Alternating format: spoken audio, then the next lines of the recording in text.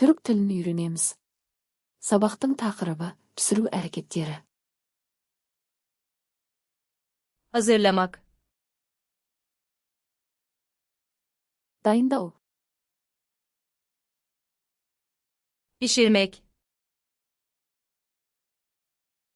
Пісіру. Kesmek. Кесу. Doğramak. Турау. Dilimlemek. Тілімдеу. Soymak. Қабығын ашу. Yıkamak. Жуу. Durulamak. Шаю.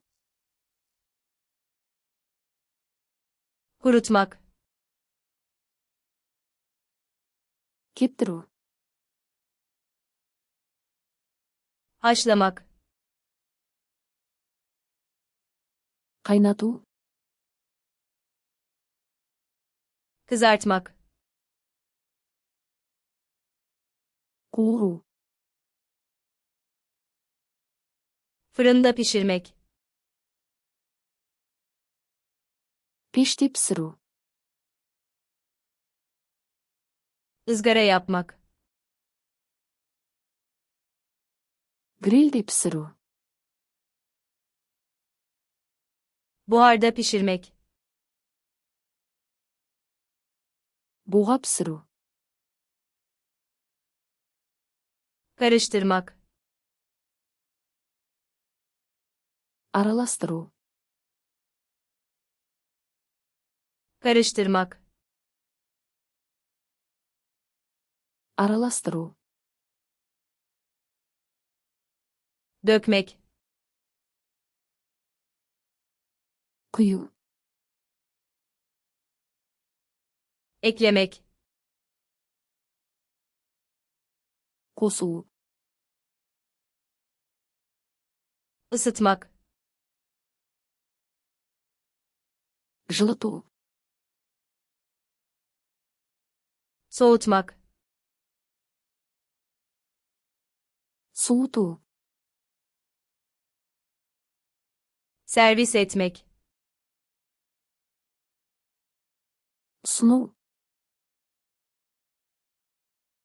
Tatmak. Дәмін көру. Baharatlamak. Дәмдеу. Süzmek. Сүзу.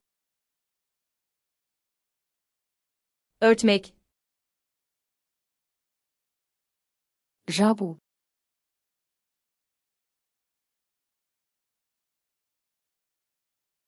Fırında pişirmek.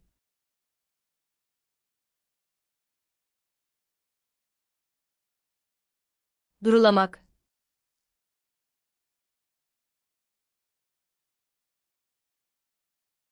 Soğutmak. Бұл сөздерді мәңгі есте сақтағыңыз келе ме? Flashcards Luna.com сайтына өтіп, осы және басқа да мыңдаған жинақтарды мүлдем тегін жаттықтырыңыз. Сілтеме сипаттамада.